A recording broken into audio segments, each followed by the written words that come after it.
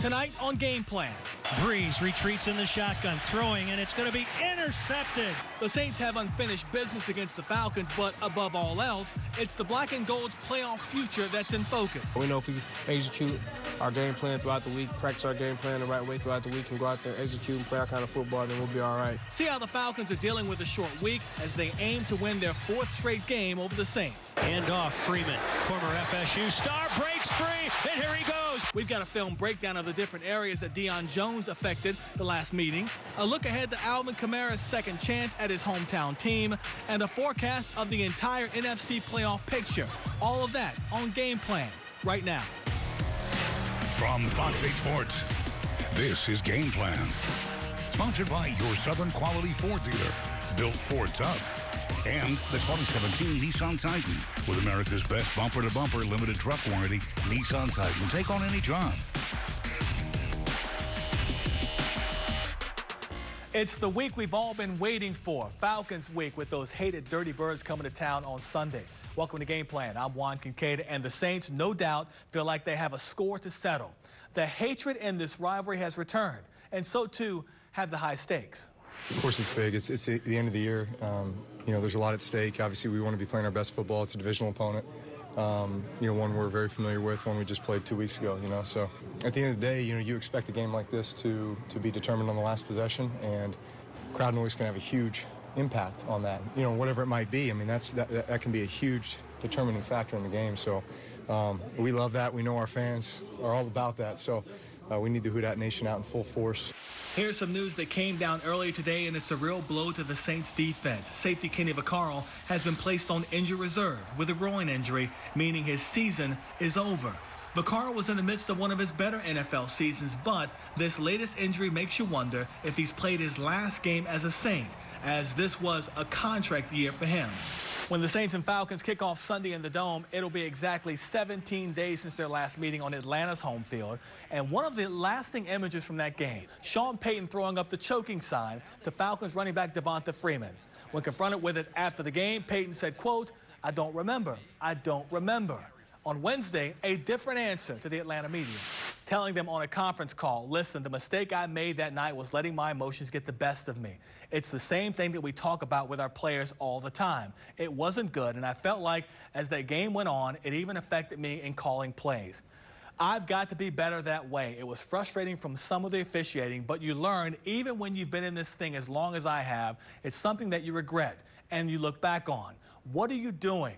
So I think that's the thing that bugged me for the better part of the week. That comes from the Atlanta Journal-Constitution.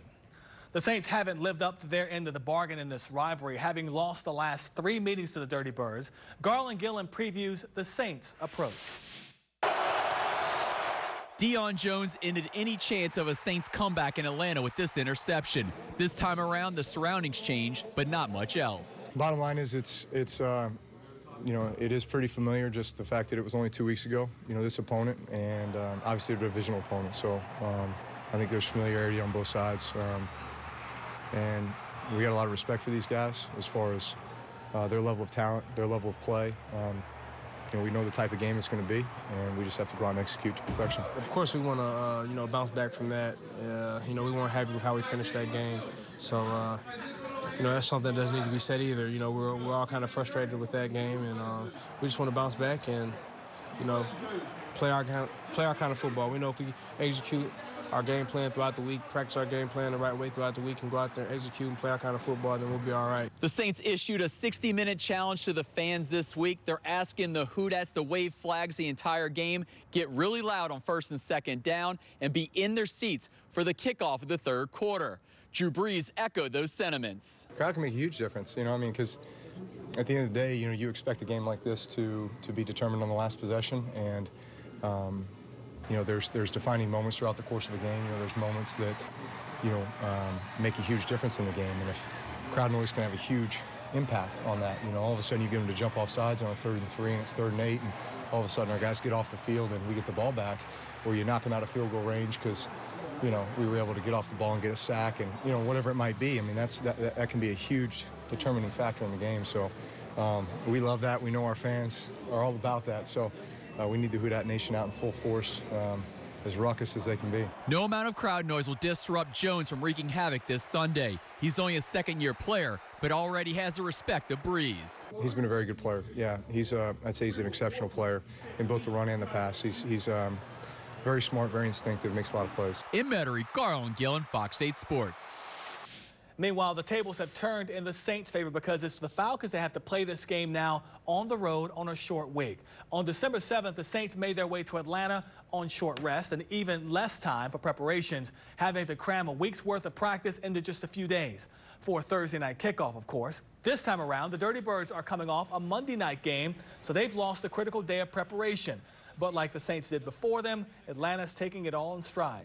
After our game against New Orleans, we had an extra day where we did some self-scouting. We even, went back and assessed our game against New Orleans. So preparation-wise, as long as we have the process that we go through Wednesday, Thursday, Friday, Saturday, that's, we have almost a theme of each day of how we go through it. And we trust that process, and we know when we go through it, that takes care of the learning. So for us, we try not to miss a step, and that's the big, message I had with the staff this morning. Even though you played them, recently, no shortcuts, no missteps. It's the process that we go through to get ready. That's our standard. So we're going to go right through it again in terms of having a short week. We've done that already this year on the Monday night, coming back and playing. So, we know what that feels like, looks like. We'll go put the plan in action. Coming up, from Jesuit to LSU to the NFL, Deon Jones has long been underestimated. But he proved 2 weeks ago just how dangerous he really is. Sean Vazan will break down the film of how Jones wreaked havoc on the Saints offense. That's next. But first, it's time to welcome the newest member of the Fox 8 Sports family. That's what Mama had. She had a girl. Sean Vazan and his wife Ashley and their daughter Mila didn't know if they were having a girl or a boy until Aspen Rose Vazan was born at 3:10 Tuesday afternoon. She's 7 pounds, 10 ounces. Mom and baby are doing very well.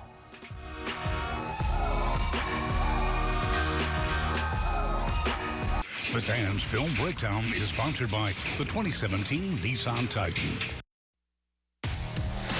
From Fox 8 Sports, you're watching Game Plan. Sponsored by your Southern Quality Ford dealer, built Ford tough. And the 2017 Nissan Titan, with America's best bumper-to-bumper limited truck warranty. Nissan Titan, take on any job. Back in 2011, the Saints trounced the Falcons the day after Christmas as Drew Brees set the single-season passing record. This year, it's the day before Christmas, and Brees is just 39 yards away from reaching 70,000 career yards in just 247 games. That will be faster than any other quarterback that's reached 70,000 yards passing, and that includes only two guys, Peyton Manning and Brett Favre. 2 weeks ago, Brees had 271 yards passing in Atlanta, but that outing was marred by his final touch, an interception by Deon Jones. He made a spectacular play to seal the game. But that wasn't the only snap that Jones gave the Saints offense fits. Sean Vazan breaks down the LSU products game in this week's film study. The first thing that Deon Jones showed on tape from their first matchup was speed. He gets to where he needs to go quickly. His hit that knocked out Alvin Kamara was the perfect example. Jones read the screen, located the ball, and closed in a hurry to hit Kamara. Another example, Jones noticed Ted Ginn Jr.'s motion. Look at the space between he and Ginn. It closes quickly. And remember, Ginn is one of the fastest players in the NFL. He got nothing on this play. Later in the fourth quarter, the Saints call a play they haven't called all season. It's a throwback to Willie Snead, and it appears to be open. But watch 45. He comes sprinting across the formation to stop Snead in his tracks for no gain. Aside from speed, Jones also has very good coverage skills. Here he is in the second quarter. He guards Mark Ingram on the option route. Later in the third quarter, he guards Michael Ho'omanawanui on a curl route and knocks it down for a PBU. In the fourth, again, Ingram tries to get open in the flat. Again, Jones is there. And, of course, the play of the game came on his final one when he guards Josh Hill down the seam in the red zone. His coverage is flawless. There's really nowhere to place the ball. Then he gets his head around quickly, elevates, and makes an incredible INT to seal the game for Atlanta. Jones's performance against the Saints earned him NFC Defensive Player of the Week, but was not good enough to push him into the Pro Bowl, even though he has a strong case. Debo ranks 7th in the league in tackles and is second amongst all linebackers with 10 pass breakups. Still to come on Game Plan, what role, if any, will revenge play this week? We'll discuss that and look ahead to Alvin Kamara's second chance at his hometown team as we welcome in NOLA.com's Josh Katzenstein next.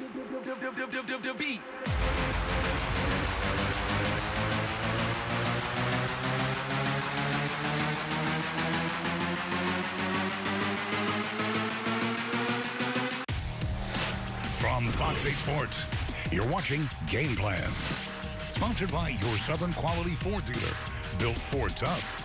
And the 2017 Nissan Titan with America's best bumper-to-bumper limited truck warranty, Nissan Titan. Take on any job. Bosher standing at his 1-yard line. Marcus Murphy awaits it at the Saint 40, and the Saints pour through and block it. It's blocked, and into the end zone with it is the Saints' Michael Maudie. What a great job, shades of Steve Gleason. Jim Henderson on the call the last time the Saints beat the Falcons at home. Christmas comes early this Sunday as Jim joins us on the Dome Field turf for tailgate at 10 a.m. and Sunday night at 10:30 on the final play to wrap it all up. Come Christmas Day, you can catch Jim at 8 a.m., 5 p.m., and 10:35 on the Black and Gold Review Show right here on Fox 8. Always nice to have with us Josh Katzenstein from NOLA.com, and the Times-Picayune unit covers the Saints on a weekly basis, of course. A lot of things coming out of the last time the Saints played the Falcons. The one thing, we remember the choking gesture. Back then, December 7th, Sean Payton asked after the game by you, can you tell us about that? He didn't recall. All of a sudden, a bit of an epiphany.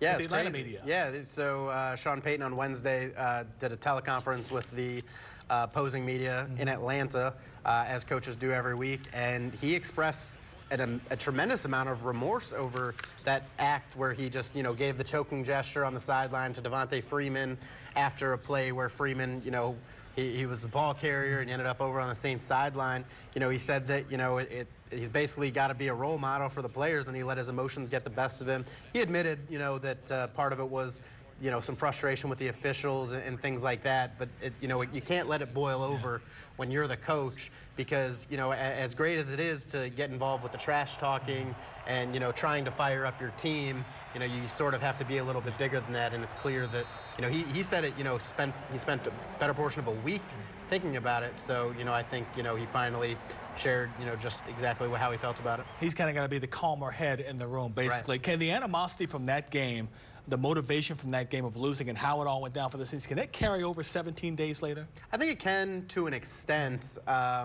But, typically I'm not a big believer in, the emotional aspect of these things or the, momentum. I guess momentum in this case would favor the Falcons in some ways. But I think ultimately, most of these games in the NFL specifically just come down to talent level. And I think really, the Saints, assuming, they get some of their injured guys back, because that was a key reason why they lost that game. They had so many injuries piling up before the game, during the game. So as long as they can stay relatively healthy, and losing A.J. Klein is obviously a big one, but, as long as they have most of their guys out there, I think, the talent level will match up and potentially favor the Saints. We're going to talk about the injuries in just a second and guys that didn't play and who may be playing this weekend. But the importance of guarding against becoming too emotional for this game, because the Dome's going to be rocking. People have been waiting for this rematch over 2 weeks now. Yeah, it's crazy. I even got an email from, Saints Public Relations today to tell the fans, just to be sure to cheer on every play and to be in your seats in the third quarter. I mean, they want this to feel like a playoff game. And knowing Saints fans, it's going to feel like a playoff game. They're going to be rowdy. They're going to be into it. But, I mean, this game is so important to both teams. And I think, that the Saints just have to focus on execution and doing all of the things that they did well to get to this point, to make this such an important game. And if they do that, as I said, there's a good chance they'll win. You mentioned about the injuries. The biggest one not playing in that first game was Alvin Kamara going out early. He's an Atlanta native. He wants to play this game, and he probably thought it stunk he didn't play the first time. The effect he could have on this game. He's brand new to the Falcons. Yeah, no, it's huge. And I think, that's another guy. If he plays in that first game, there's definitely a good chance the Saints win it because Alvin Kamara is such a big part of this offense. They really, make him a focal point in so many aspects. It's really him and Mark Ingram that have been the focal points. I mean, you see Michael Thomas, getting a lot of production, but that just speaks to Michael Thomas being able to get open, win one-on-one matchups, and make incredible plays, on a weekly basis. But the ball, more often than not, is going to Kamara and to Ingram. And I think when you lose one of those guys, it hurts you in innumerable ways. And so I think having Kamara back out, having his speed, having his agility, having his route running, that's something that's going to put tremendous pressure on the Falcons defense and something that, could certainly be the difference. Important for the Saints to get pressure on the Falcons offense as well. But in the back end, it's going to be nice to watch that Julio Jones, Marshawn Lattimore rematch once again. It was fun to watch the first time. It was. It was a great matchup, and Lattimore did, mostly well. I mean, he gave up a few big catches, but he got that interception at the end of the half, which, again, could have been the difference if the Saints didn't have that penalty on the field goal, because Will Lutz made the field goal, and then they lost by 3 points, and that was, 3 points that they could have had. But this time, Lattimore is 100% healthy. When we saw some of that swag, last week against the Jets that he's been playing with all year, and I don't think he quite had that against the Falcons because he was dealing with an ankle injury, still overcoming that, and he was sick. I mean, Ken Crawley said that he was coughing up blood. He kept going to get extra oxygen. I think he missed like 12 snaps. So if he's 100% healthy, which he should be, Julio Jones actually isn't 100% healthy. He missed practice on Wednesday. So, this is one where it could flip and favor the Saints this time. If the draft were tomorrow and you were a GM and Julio Jones, Marshawn Lattimore are both available, who would you pick? Wow, that's a tough one. I hate to say it, I would still take Julio. Okay. I think you could definitely make the argument, and my gut actually tells me to take Lattimore because that's more of a premium position. But I think we've seen Julio do what he's done for years, and until we see, Lattimore continue to do this year in, year out, right now I'll take Julio. But if you ask me again next year, my tune might change. Which concerns you more when it comes to injury? A.J. Klein being gone for the rest of the season, or the number of injuries they have at the tight end position right now, and not much understanding of where it's going to go from here? I think the defensive injuries, because I think when you look at, the importance of the guys that they've lost, they lost Alex Okafor, back against Washington, and really they haven't replaced him. I mean, his role was so crucial. It's been Cam by himself. Yeah, I mean, it's been Cam as the main pass rusher. They've had Sheldon Rankins play some end, but really, Alohi Kakaha, now George Johnson, Al-Qadim Muhammad, those guys can't, provide the same versatility as Okafor just in terms of stopping the run, providing pass rush. And then now A.J. Klein, I mean, Sheldon Rankins called him, the field general, and, his communication skills were almost as important as anything he did on the field. So I think those two are crucial, but certainly the tight end, is something to watch for because, Hooman this week, might not play. He's dealing with a concussion. Kobe Fleener's already out for the year, so there's a good chance. Josh Hill's limited. Yeah, Josh Hill, is limited in practice, so really it's going to be, an injured Hill, probably John Phillips, who, it's good that they got him back because he has experience, but, that's a position that, is so critical to the Saints offense, even when it's not producing in terms of, receiving. Yeah. But I think blocking-wise, it's a huge position. Yeah, but I think they have enough weapons on offense to overcome that, whether it's adding an extra lineman or just throwing, to the other weapons more. Drew Brees talked on Wednesday about the importance of having a dome field advantage. Maybe no bigger time to have it than Sunday, right? Of course, yeah. I mean, you think about it, they've been dominant at home this year. I mean, the only game they lost was to the Patriots, and since then, yeah, there's been a couple, not so pretty games against the Bears and the Jets last week, but ultimately they played really well at home this season, and, I think from the Saints' mind, they lost in Atlanta, so it's time to balance it out at home this time. And Atlanta did not have much of a dome field advantage crowd-wise either, maybe half full. It's Josh Katzenstein from NOLA.com and the Times-Picayune. Thank you, Josh. Thank you, Juan. Coming up, NFL playoff scenarios are complicated, but Chris Hagan boils it down to the basics and tells you all the situations to root for when we come back.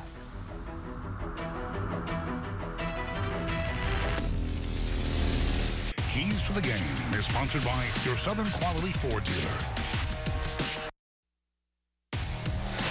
From Fox 8 Sports, you're watching Game Plan.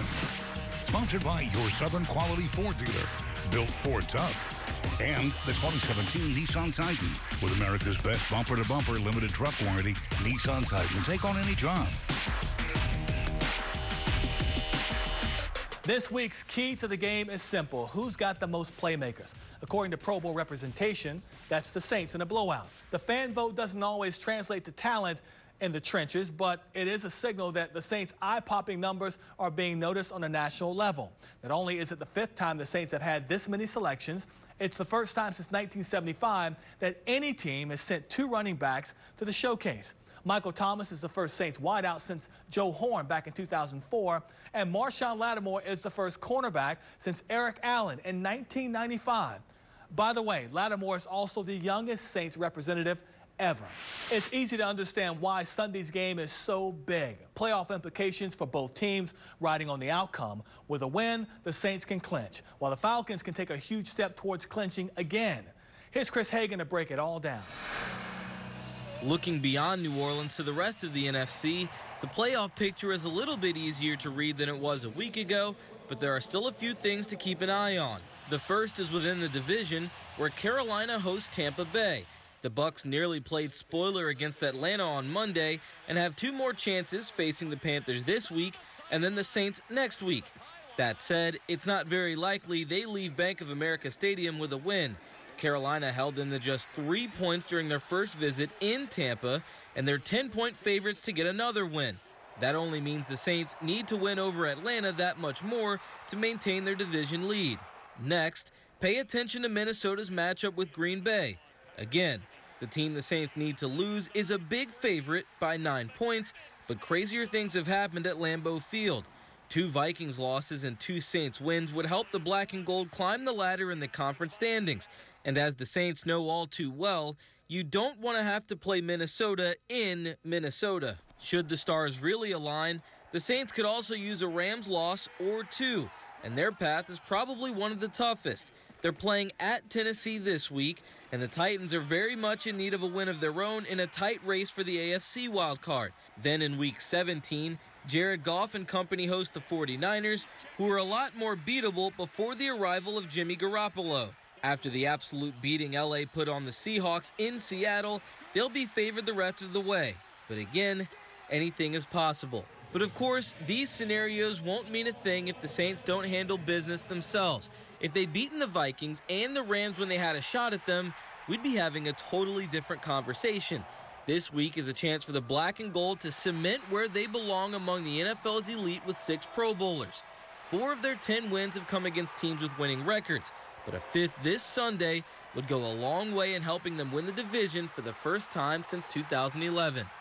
Reporting for Game Plan, I'm Chris Hagan.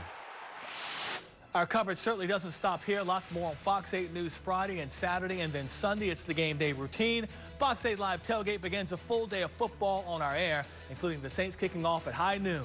Our reports begin on Fox 8 News at 9, leading up to the final play at 10:30. Until then, thanks for watching Game Plan, and thanks to everyone at Fox 8 for their contributions. Our next newscast is at 4:30 in the morning. Have a good night. From Fox 8 Sports, this has been Game Plan. Sponsored by your Southern Quality Ford dealer, built Ford tough. And the 2017 Nissan Titan with America's best bumper-to-bumper limited truck warranty. Nissan Titan, take on any job.